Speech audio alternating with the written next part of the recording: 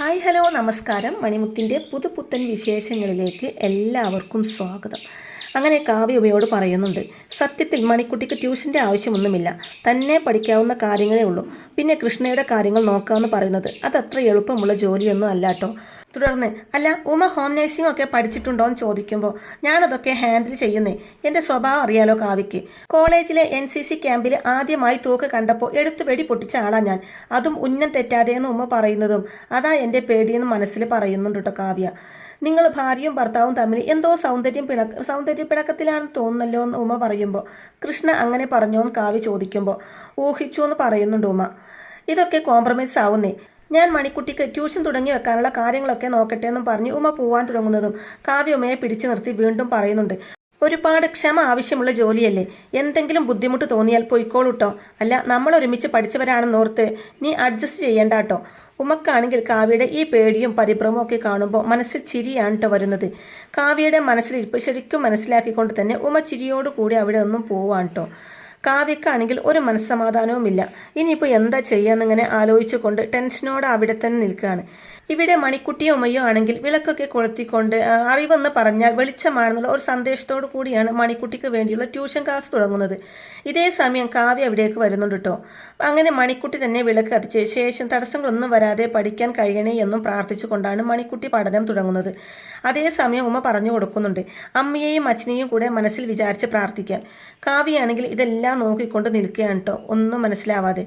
പിന്നീട് മണിക്കുട്ടിയോട് വിദ്യാദേവിയായ സരസ്വതി ദേവിയുടെ മന്ത്രം ജപിച്ചു കൊണ്ടാവാം പഠനം എന്ന് പറഞ്ഞിട്ട് ഉമ്മ ആ മന്ത്രം ചൊല്ലിക്കൊടുക്കുന്നുണ്ട്. മണിക്കുട്ടി അത് ഏറ്റു ചൊല്ലുകയും ചെയ്യുന്നുണ്ട്. ശേഷം ഉമ്മ മണിക്കുട്ടിയോട് ഇഷ്ടമുള്ള സബ്ജക്റ്റുകളെ കുറിച്ചൊക്കെ ചോദിക്കുമ്പോൾ മണിക്കുട്ടിയുടെ സംസാരത്തിൽ നിന്നും എല്ലാ വിഷയങ്ങളും ഇഷ്ടമാണെന്ന് മനസ്സിലാക്കുന്നുണ്ട് ഉമ്മ. പെട്ടെന്നാണ് കാവ്യ അവിടെ നിൽക്കുന്നത് മണിക്കുട്ടിയുടെ ശ്രദ്ധയിൽപ്പെടുന്നത്. മണിക്കുട്ടി കണ്ടെന്ന് മനസ്സിലാക്കുന്നതും കാവ്യ പെട്ടെന്ന് അവിടെ നിന്ന് മറഞ്ഞു നിൽക്കുകയാണ് കേട്ടോ. ശേഷം ഉമ്മയോട് രഹസ്യമായിട്ട് പറയുന്നുണ്ട്, ഒരാൾ നമ്മളെ രഹസ്യമായിട്ട് വന്ന് നിരീക്ഷിക്കുന്നുണ്ട്. ഉമ്മക്ക് ആരാണെന്ന് മനസ്സിലാകുന്നില്ല കേട്ടോ. അപ്പോൾ മണിക്കുട്ടി കണ്ണുകൾ കൊണ്ട് കാവ്യ നിൽക്കുന്ന സ്ഥലത്തേക്ക് നോക്കാൻ ആംഗ്യം കാണിക്കുന്നുണ്ട്. അപ്പോൾ ഉമ്മയും കാവ്യ അവിടെ തന്നെ ഒളിച്ചു നിൽക്കുന്നത് കാണുന്നുണ്ട് കേട്ടോ. അപ്പോൾ ഉമ്മ മണിക്കുട്ടിയോടായിട്ട് പറയുന്നുണ്ട്, എന്നാൽ നമുക്ക് കുറച്ച് ജനറൽ നോളജ് പഠിക്കാമെന്ന് പറയുമ്പോൾ മണിക്കുട്ടിക്കും കാര്യം മനസ്സിലാവുന്നുണ്ട്. സിലബസിലുള്ളത് മാത്രം പഠിച്ചത് കൊണ്ടായില്ല, അതിന് പുറത്തുള്ള കാര്യങ്ങളും ഒരുപാട് നമ്മൾ അറിഞ്ഞിരിക്കണം. മാതാപിതാ ഗുരുദൈവം എന്നൊക്കെ കേട്ടിട്ടില്ലേ? അമ്മയോളം വലിയ സത്യം ജീവിതത്തിലില്ല. അതുകൊണ്ട് ഒന്നാം സ്ഥാനം അമ്മയ്ക്ക. അതിനർത്ഥം അച്ഛനെ രണ്ടാം സ്ഥാനത്തേക്ക് തഴയണം എന്നല്ല. മണിക്കുട്ടിയുടെ കാര്യത്തിൽ മോള് അച്ഛന് എല്ലാ പരിഗണനയും കൊടുക്കണം. കാരണം എന്താണെന്ന് ഉമ്മ ചോദിക്കുമ്പോൾ, അച്ഛന് കാഴ്ചശക്തി ഇല്ലാത്തത് കൊണ്ടെന്ന് പറയുന്നുണ്ട് മണിക്കുട്ടി. എല്ലാ കാര്യത്തിലും കൃഷ്ണക്ക് ഒരാളുടെ സഹായം വേണം. ഇനിയിപ്പോൾ മണിക്കുട്ടിക്ക് സമയം കിട്ടിയെന്ന് വരില്ല. ആ കാരണത്താൽ അച്ഛനെ സഹായിക്കാതിരിക്കരുത്. അങ്ങനെ സംഭവിച്ചാൽ ഞാൻ ഇടപെടും.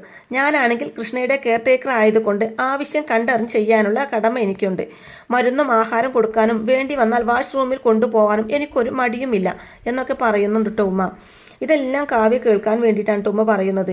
അപ്പോൾ കാവ്യക്കാണെങ്കിൽ ഇതെല്ലാം കേട്ടിട്ട് ഒരു ക്ഷമയും ഇല്ല കേട്ടോ. കാവ്യയുടെ ഹസ്ബൻഡ് ആയതുകൊണ്ട് ആ ഒരു സ്വാതന്ത്ര്യവും എനിക്ക് കൃഷ്ണയുടെ അടുത്തുണ്ട് എന്ന് ഉമ്മ പറയുന്നതും കൂടെ കേൾക്കുമ്പോൾ കാവ്യ നേരെ ഉമ്മയുടെ അടുത്തേക്ക് ചെല്ലുകയാണ്. എന്നിട്ട് എനിക്ക് ഉമ്മയോട് കുറച്ച് സംസാരിക്കാനുണ്ട്, എൻ്റെ കൂടെ ഒന്ന് വാന്ന് പറഞ്ഞ് വിളിക്കുന്നുണ്ട് കേട്ടോ ഉമ്മയെ. എന്താ കാര്യം എന്ന് ഉമ്മ ചോദിക്കുമ്പോൾ, അതൊക്കെ ഞാൻ പറയാം, നീ എൻ്റെ കൂടെ വാന്ന് പറയാണ് കാവ്യ. അപ്പോൾ മണിക്കുട്ടിയെയും കൂടെ ഉമ്മ വിളിക്കുമ്പോൾ കാവ്യ പറയുന്നുണ്ട്, മണിക്കുട്ടി വരണ്ട, കുട്ടികൾ കേൾക്കേണ്ട കാര്യമില്ല, അതുകൊണ്ട് ഉമ്മ മാത്രം എൻ്റെ കൂടെ വന്നാൽ മതി. അങ്ങനെ ഉമ്മ കാവ്യയുടെ കൂടെ പോവാണ് കേട്ടോ. മണിക്കുട്ടിക്കാണെങ്കിൽ നല്ല സന്തോഷമാവുന്നുണ്ട്. എന്താണോ ഉദ്ദേശിച്ചത് അത് ശരിക്കും വർക്കൗട്ട് ആയി തുടങ്ങി എന്ന് ആലോചിച്ച് ഒരു ചിരിയോട് കൂടി നിൽക്കുന്നുണ്ട് കേട്ടോ മണിക്കുട്ടി. കാവ്യയാണെങ്കിൽ ദേഷ്യത്തോടെ ഉമ്മയോട് ചോദിക്കുന്നുണ്ട്, എന്താ നിന്റെ ഉദ്ദേശം എന്ന്? എനിക്കൊരു ദുരുദ്ദേശവും ഇല്ലെന്ന് ഉമ്മ പറയുമ്പോൾ, പിന്നെന്താ നീ ഈ കാണിക്കുന്നതെന്ന് കാവ്യ വീണ്ടും ചോദിക്കുമ്പോൾ, എന്ത്? ഓ, മണിക്കുട്ടിയെ പഠിപ്പിക്കുന്നതോ?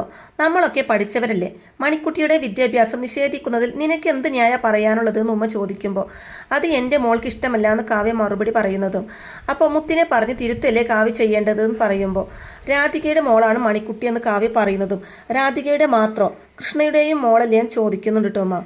അത് പക്ഷേ മണിക്കുട്ടിയുടെ തെറ്റാണോ? മുത്തിനെയും മറ്റു എല്ലാ പെൺകുട്ടികളെയും പോലെ ഫണ്ടമെന്റൽ റൈറ്റ്സ് ആ കുട്ടിക്കുമുണ്ട്.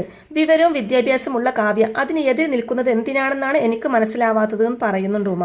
അപ്പോൾ കാവ്യ പറയും, ഒരു ഭാര്യയും അമ്മയും ആവാത്തത് കൊണ്ടാ ഉമ്മക്ക് അത് ബോധ്യപ്പെടാത്തത് എന്ന് പറയൂട്ടോ.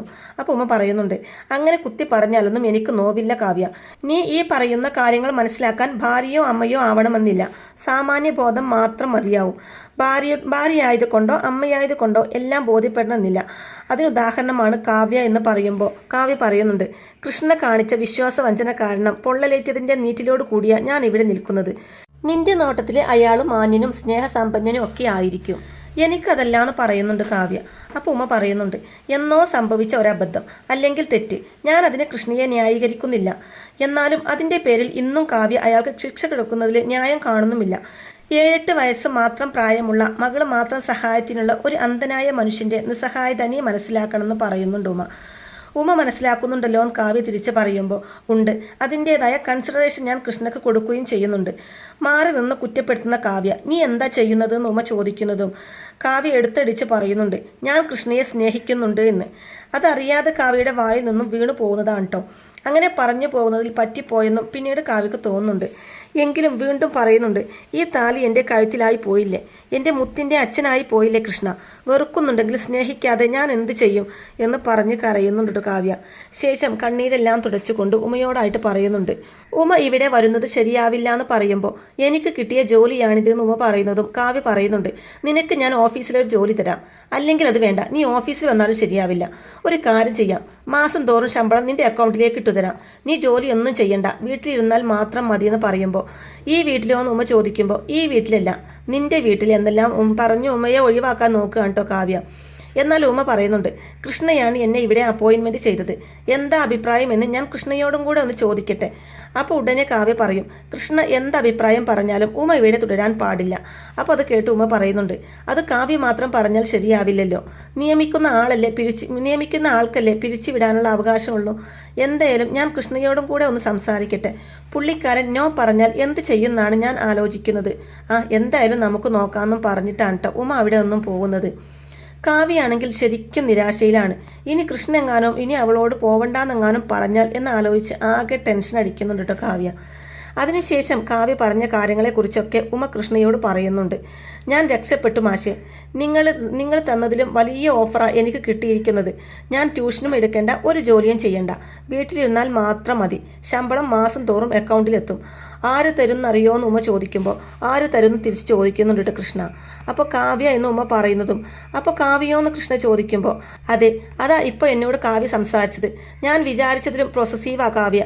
മറ്റൊരു പെണ്ണ് കൃഷ്ണയോട് സംസാരിക്കുന്നത് പോലും അയാൾക്ക് ബുദ്ധിമുട്ടാ. അപ്പോൾ കെയർ ടേക്കർ ആണെന്നും പറഞ്ഞ് ഞാൻ ഇവിടെ വന്നാൽ കാവ്യ BP കൂടി ഒരു വഴിക്കാവും. കൃഷ്ണയോടുള്ള സ്നേഹത്തെ പറ്റി പറഞ്ഞപ്പോൾ കാവ്യ ശരിക്കും കരഞ്ഞു എന്ന് ഉമ്മ പറയുമ്പോൾ കൃഷ്ണയ്ക്ക് അത് വിശ്വസിക്കാൻ പറ്റുന്നില്ല. അത് വെറുതെ എന്ന് പറയുന്നുണ്ട് കേട്ടോ കൃഷ്ണ. കാവ്യ ശരിക്കും എന്താ പറഞ്ഞതെന്ന് കൃഷ്ണ ചോദിക്കുമ്പോൾ എന്ത് വേണമെങ്കിലും തരാം, ഞാൻ ഇങ്ങോട്ട് വരികയേ വേണ്ടാന്ന്. ഇത്രയും പെട്ടെന്ന് മനസ്സിലുള്ളത് കാവ്യ പുറത്ത് കാണിക്കുന്നു ഞാൻ പ്രതീക്ഷിച്ചില്ല. കയറിട്ടു കെട്ടി പിന്നോട്ട് വലിച്ചുകൊണ്ട് കാവ്യയുടെ അമ്മ നിൽക്കുന്നതാ പ്രധാന പ്രശ്നം. അതുകൊണ്ട് ഞാനൊരു കാര്യം തീരുമാനിച്ചു എന്നൊക്കെ പറയുന്നുണ്ട് കേട്ടോ ഉമ്മ. എന്താ ഇനി ഇവിടെ തുടരുന്നില്ലെന്നാണോ എന്ന് കൃഷ്ണ ചോദിക്കുമ്പോൾ ഇനിയും ഇവിടെ തുടരുക തന്നെ ചെയ്യുമെന്ന് പറയുന്നുണ്ട് ഉമ്മ. ആരെയും അറിയിക്കാതെ ഉള്ളിൻ്റെ ഉള്ളിൽ കാവ്യ ഒളിപ്പിച്ച് വെച്ചിരിക്കുന്ന കൃഷ്ണയോടുള്ള സ്നേഹമുണ്ടല്ലോ, അത് പോസ്റ്റ്മോർട്ടം ചെയ്ത് കുത്തി തുറന്നെടുത്ത് കാവ്യയുടെ മാത്രം സ്വന്തമായ കൃഷ്ണയ്ക്ക് ഞാൻ നൽകിയിരിക്കും. ഇത് ഞാൻ കൃഷ്ണക്ക് തരുന്ന ഉറപ്പാ. അങ്ങനെ നിങ്ങൾ രണ്ടുപേരെയും ഒരുമിപ്പിച്ചിട്ടേ ഞാൻ ഇവിടുന്ന് പിന്മാറുള്ളൂ എന്ന് പറയുന്നുണ്ട് കേട്ടോ ഉമ്മ. അപ്പോൾ ഇത് കേട്ട് സന്തോഷമാവുന്നുണ്ട് കേട്ടോ കൃഷ്ണക്കും. താങ്ക്സ് ഒക്കെ പറയുന്നുണ്ട് കൃഷ്ണ. ഇവിടെ അടുക്കളയിലെ മണിക്കുട്ടിയാണെങ്കിൽ പച്ചക്കറികളൊക്കെ അറിയാം കേട്ടോ. അപ്പോൾ അതേസമയം ഉമ്മ അവിടേക്ക് വന്നിട്ട് ആഹാ ഇവിടെ വന്ന് നിൽക്കുകയാണോ, ഞാൻ അപ്പുറത്തൊക്കെ നോക്കി. അല്ല പഠിക്കണ്ടേന്ന് ചോദിക്കുമ്പോൾ ഇതൊന്ന് കഴിഞ്ഞോട്ടെ ആൻറ്റി, കുറച്ച് ജോലിയും കൂടെ ഉണ്ട് എന്ന് പറയുന്നുണ്ട് മണിക്കുട്ടി. മണിക്കുട്ടിക്ക് അടുക്കളയിൽ എന്ത് ജോലിയെന്ന് ചോദിക്കുമ്പോൾ അച്ഛനും എനിക്കും കഴിക്കാനുള്ളതെല്ലാം ഉണ്ടാക്കണം എന്ന് പറയുന്നതും അതെന്താ നിങ്ങൾക്ക് വേണ്ടി പ്രത്യേകം പാചകം ചെയ്യണോ, അപ്പോൾ കാവ്യ അമ്മയും ഒക്കെ അതിന് നീരജാൻറ്റി കുക്ക് ചെയ്യുന്ന മണിക്കുട്ടി പറയുന്നതും. അപ്പോൾ അവരുടെ സംസാരം കേട്ടുകൊണ്ട് കാവ്യ അവിടേക്ക് വരുന്നുണ്ട് കേട്ടോ. എനിക്കൊന്നും മനസ്സിലാവുന്നില്ല, ഒരടുക്കളയിൽ 2 പാചകവും ഉമ്മ ചോദിക്കുമ്പോൾ അതൊക്കെ ഉണ്ട് ആൻറ്റി, ഞാൻ അതിനെപ്പറ്റി നമുക്ക് പിന്നെ സംസാരിക്കാമെന്ന് പറയുന്നുണ്ട് മണിക്കുട്ടി. അപ്പോൾ കാവ്യ ഇവരുടെ സംസാരം മറഞ്ഞു നിന്ന് കേൾക്കുന്നത് മണിക്കുട്ടി കാണുന്നുണ്ട്. അപ്പോൾ മണിക്കുട്ടി കണ്ണുകൊണ്ട് താളം കാട്ടി ഉമ്മക്കും കാണിച്ചു കൊടുക്കുന്നുണ്ട് കേട്ടോ കാവ്യയെ. അപ്പോൾ കാവ്യയെ ചൂട് പിടിപ്പിക്കാൻ വേണ്ടി വീണ്ടും ഉമ്മ ഓരോന്ന് പറയുകയാണ്. മണിക്കുട്ടി മാറിക്കേ, ഇനി നിങ്ങൾക്കുള്ള കുക്കിംഗ് ഒക്കെ ഞാൻ ചെയ്തോളാന്ന് ഉമ്മ പറയുന്നതും അച്ഛന് ചില പ്രത്യേക ചിട്ടകളൊക്കെ ഉണ്ട് ആൻറ്റി, എല്ലാവരും ഉണ്ടാക്കിയാൽ അത് ശരിയാവില്ല എന്ന് മണിക്കുട്ടി പറയുന്നുണ്ടെങ്കിലും കൃഷ്ണയുടെ ടേസ്റ്റുകളൊക്കെ മോൾ എനിക്ക് പറഞ്ഞു തന്നാൽ മതി, ഞാൻ അതുപോലെ ഉണ്ടാക്കാം. കൃഷ്ണയുടെ രുചിയും പാകവും ഒക്കെ ഞാനും ഒന്ന് അറിഞ്ഞിരിക്കണമല്ലോ, നാളെയും വേണ്ടതല്ലേ എന്ന് പറയുമ്പോൾ ഉടനെ മണിക്കുട്ടി നാളെയോ, അതെന്താ ആൻറ്റി അങ്ങനെ പറഞ്ഞതെന്ന് ചോദിക്കുമ്പോൾ നാളെയെന്ന് വെച്ചാൽ ഇനി അങ്ങോട്ട് കൃഷ്ണയുടെ താല്പര്യങ്ങൾ ഞാനും മനസ്സിലാക്കണമല്ലോ മണിക്കുട്ടി, കൃഷ്ണയുടെ കെയർ ടേക്കർ അല്ലേ ഞാൻ, അപ്പോൾ എല്ലാ കാര്യങ്ങളും അറിഞ്ഞിരിക്കണ്ടേ. പിന്നീട് മണിക്കുട്ടി പറഞ്ഞു കൊടുക്കുന്നുണ്ട്, വെജിറ്റബിൾസ് ആണ് അച്ഛന് കൂടുതൽ ഇഷ്ടം, എന്തായാലും ഞാൻ ഓരോന്നും ഉണ്ടാക്കുമ്പോൾ മണിക്കുട്ടി അടുത്ത് നിന്ന് പറഞ്ഞു തന്നാൽ മതി, ഞാൻ മോൾക്ക് ട്യൂഷൻ എടുക്കുന്നതിന് പകരമായി എനിക്കൊരു കുക്കിംഗ് ട്യൂഷൻ എന്നൊക്കെ പറയുന്നുണ്ട് ടോമ. അപ്പോൾ ഇതെല്ലാം കണ്ടും കേട്ടും കാവ്യക്കാണെങ്കിൽ ശരിക്കും ദേഷ്യം വരുന്നുണ്ട്. അപ്പം മണിക്കുട്ടി ഉമ്മയോട് രഹസ്യമായിട്ട് പറയുന്നുണ്ട്, നമ്മൾ പറയുന്നത് കേൾക്കാനായിട്ട് നിൽക്കുക അമ്മ, ആൻറ്റി ഫോഴ്സ് അല്പം കൂടി കൂട്ടിക്കോ എന്ന് പറയുന്നുണ്ട് കേട്ടോ. അപ്പോൾ ഉമ്മ പറയുന്നുണ്ട്, തന്നെത്താൻ പൊക്കി പറയാമെന്ന് വിചാരിക്കരുത്, പാചകത്തിൻ്റെ കാര്യത്തിൽ ഞാനൊരു കില്ലാടിയാണ്, തേങ്ങ ചുട്ടരച്ച് ഞാൻ ഉണ്ടാക്കുന്ന ഒരു ചമ്മന്തി ഉണ്ട്, ഹിറ്റാത്, പിന്നെ ചോറുണ്ണാൻ അത് മാത്രം മതിയെന്ന് എൻ്റെ അമ്മൂമ്മ പറയുമായിരുന്നു, ഒരാഴ്ച ആ ചമ്മന്തിയുടെ രുചി നാവിൽ നിൽക്കും അത്രയെന്നൊക്കെ ഉമ്മ പറയുമ്പോൾ അച്ഛന് തേങ്ങ ചുട്ടരച്ച ചമ്മന്തി വലിയ ഇഷ്ടമാണെന്ന് മണിക്കുട്ടി പറയുന്നതും എങ്കിൽ കൃഷ്ണയെ ഞാൻ കീഴടക്കിയത് തന്നെ. ഇതും കൂടെ കേൾക്കുമ്പോൾ കാവ്യക്ക് കൺട്രോൾ മുഴുവൻ പോകുന്നുണ്ട് കേട്ടോ. 2 ദിവസം ഞാനുണ്ടാക്കിയ ഫുഡ് കഴിച്ചാലുണ്ടല്ലോ കൃഷ്ണ പിന്നെ അത് തന്നെ മതിയെന്ന് പറയും, അത്രക്കും കൈപ്പുണ്യാണ് എനിക്കെന്ന് പറഞ്ഞ് വീമ്പ് പറയുന്നുണ്ട് കേട്ടോ കാവ്യ കേൾക്കാൻ വേണ്ടി. ഏതായാലും രുചി അസ്ഥിക്ക് പിടിച്ചിട്ട് ഇനി കൃഷ്ണ എന്നെ പറഞ്ഞു വിടാതിരുന്നാലോ, അത് ഓർക്കുമ്പോഴാണ് എനിക്ക് വിഷമം എന്നൊക്കെ ഉമ്മ പറയുന്നത് കേട്ട് കാവ്യക്കും അത് ശരിയാണെന്ന് തോന്നിപ്പോവാണ്. ശേഷം കാവ്യ മണിക്കുട്ടിയെ വിളിക്കുന്നുണ്ട്. ഇങ്ങ് വന്നെ ഒരു കാര്യം പറയാനാണെന്ന് പറഞ്ഞു വിളിക്കുമ്പോൾ മണിക്കുട്ടി കാവ്യയുടെ അടുത്തേക്ക് ചെല്ലുന്നുണ്ട്. ശേഷം കാവ്യ സ്നേഹത്തോടെ മണിക്കുട്ടിയെ ചേർത്ത് നിർത്തി പറയുന്നുണ്ട്, മണിക്കുട്ടി ഇങ്ങനെ വീട്ടിൽ നിന്നാലൊന്നും ശരിയാവില്ല, നീ സ്കൂളിൽ പോകണം, ഏത് സ്കൂളിലാണെന്ന് വെച്ചാൽ അഡ്മിഷൻ ഞാൻ എടുത്തു തരാം, മുത്ത് പഠിക്കുന്ന സ്കൂളിൽ വേണമെങ്കിൽ അവിടെയും പോവാം, മുത്തിനെ കൊണ്ട് സമ്മതിപ്പിക്കുന്ന കാര്യം ഞാൻ ഏറ്റു എന്നൊക്കെ കാവ്യ സ്നേഹത്തോടെ പറയുമ്പോൾ മണിക്കുട്ടി പറയുന്നുണ്ട്, പക്ഷേ സ്കൂൾ നമ്മുടേതല്ലല്ലോ ആൻറ്റി, എല്ലാ സ്കൂളുകളിലും അഡ്മിഷൻ ഒക്കെ ക്ലോസ് ചെയ്തു, ഇനി അടുത്ത വർഷം ചേരാൻ പറ്റൂന്ന് പറയുന്നുണ്ട് കേട്ടോ.